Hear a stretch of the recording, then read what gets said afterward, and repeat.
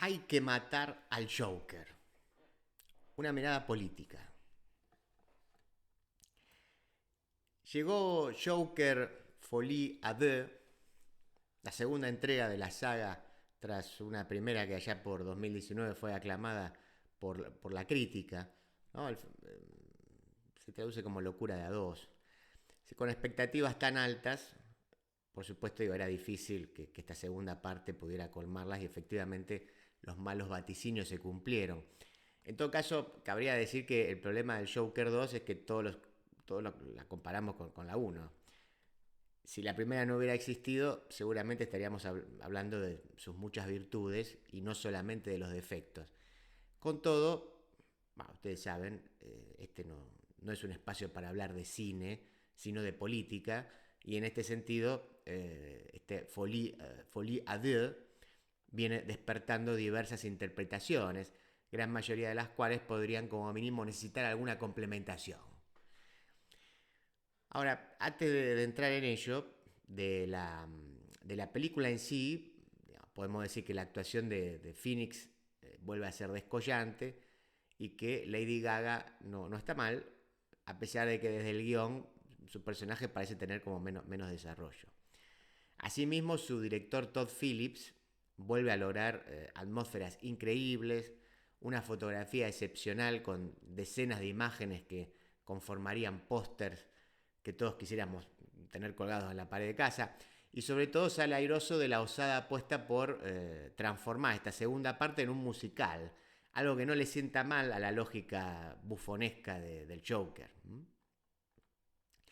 En contra, podría decirse que este recurso del musical por momentos parece forzado y algo repetitivo, al igual que la trama girando todo el tiempo alrededor del juicio que se lleva adelante a Arthur Fleck, ese es el nombre del personaje, del Joker, el nombre real, digamos, y que es un juicio por los asesinatos que vimos en la parte uno, que dice que son 5 personas, en realidad terminan siendo 6 porque él mató a la madre también, pero el juicio es por 5. Bueno, eso es lo que todos recordamos de la 1.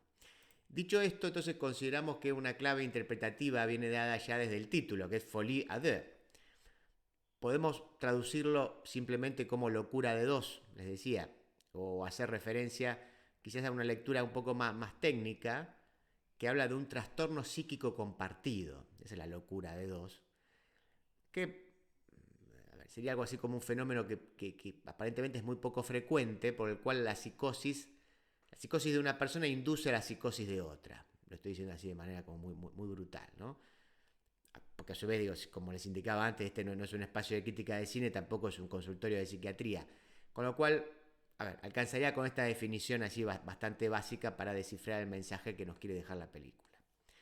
De modo que desde el vamos se nos dice que hay locura, y que esa locura se comparte. Si tomamos en cuenta la decisión de incluir al personaje de Lady Gaga, que se llama Lee ahí en la película, que a su vez es aquella que más insiste a lo largo del film en la idea de que el atormentado Arthur es el guasón. Bueno, entonces la lectura parece clara. O sea, él está loco y ella comparte esa locura. Foliate. ¿Mm? Ahora, dicho esto, hay que indicar que políticamente hablando, en un sentido, la película tiene menos de política que la primera. La película tiene menos de política que la primera. Y lo que es más frustrante aún es que aquellos elementos que habían hecho de la primera entrega una película de culto son traídos en esta segunda con el fin de aclaraciones varias. Y sinceramente hubiera sido preferible no hacerlo. Se lo digo de otra manera. Si en la primera, en el mejor de los casos, había una inquietante ambigüedad que estimuló lecturas políticas varias, entre ellas las de una película que hacía una apología de las olas reaccionarias, el anarquismo y o el nihilismo de una sociedad completamente rota, en la que un eventual demente acaba siendo el emblema de una explosión de violencia por la violencia en sí misma. En esta segunda, el director parece estar demasiado preocupado en echar por tierra los malos entendidos. No sea cosa que piensen que yo... Es curioso, pero es como si el director estuviera enojado con la audiencia que hizo que la primera tenga un gran éxito. De aquí que rompiera todo lo esperado haciendo de la segunda un musical, que es una propuesta muy, muy osada, que a su vez es un musical donde el Joker acaba compartiendo cartel con una coprotagonista, con Lady Gaga, y que en términos de lecturas políticas se intente acabar con el conjunto de interpretaciones que habían llevado al primer Joker a un lugar incómodo para los tiempos de corrección política.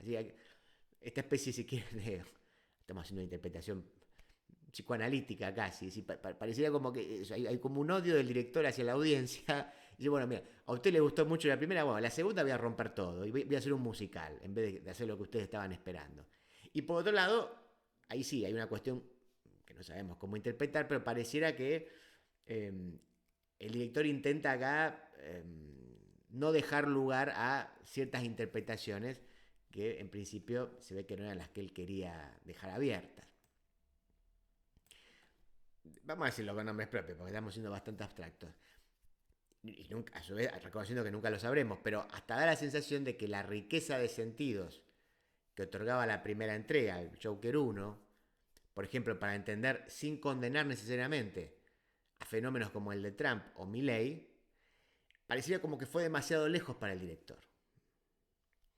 De aquí que hubiera que matar al Joker, acá estoy usando las comillas, matar al Joker, o al menos a ese Joker, el Joker de derechas, el Joker que glorificaba la violencia de individuos rotos por el sistema, individuos que en su mayoría eran varones, a contramano de lo que indica el canon del pensamiento hegemónico progresista.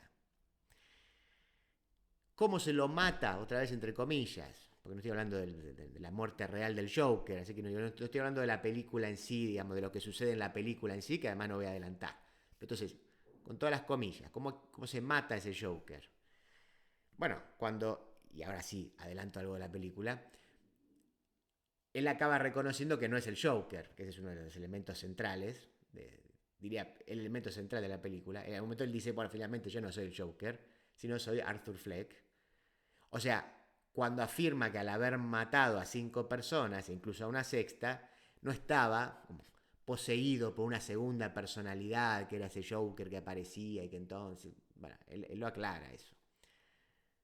Cosa que podría no haber hecho.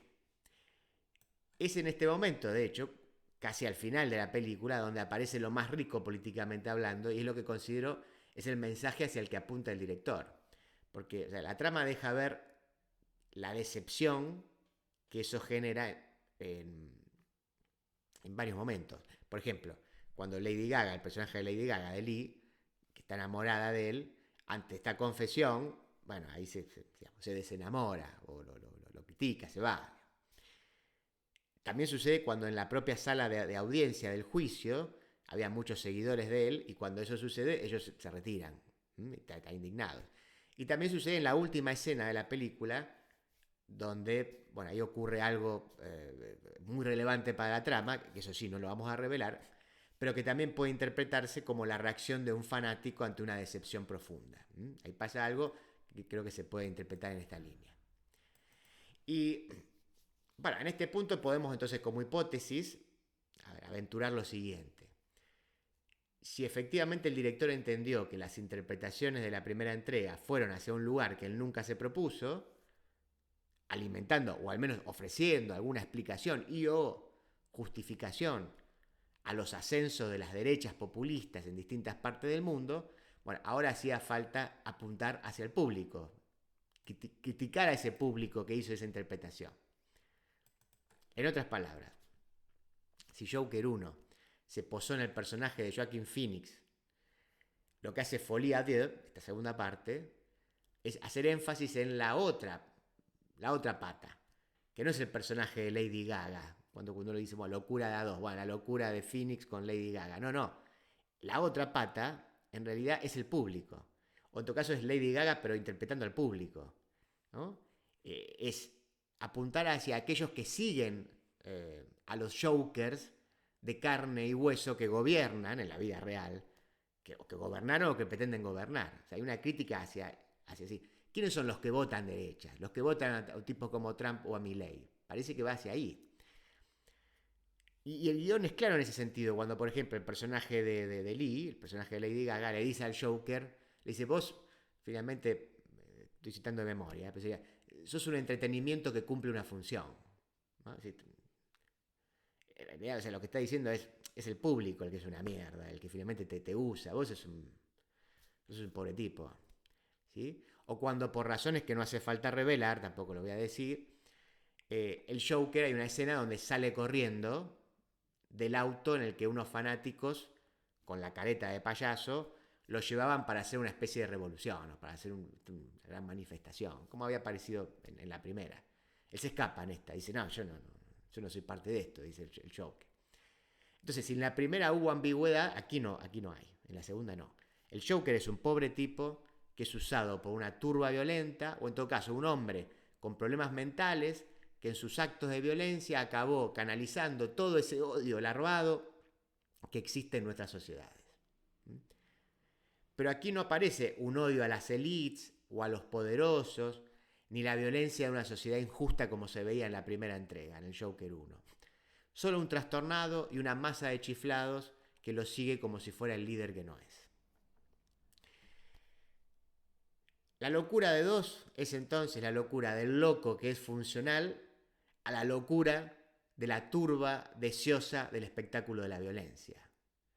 Se trata de un giro que echa por tierra la valiente apuesta de la primera entrega para en ese mismo giro ofrecer un mensaje más previsible y por ello mismo, claro está, bastante menos interesante.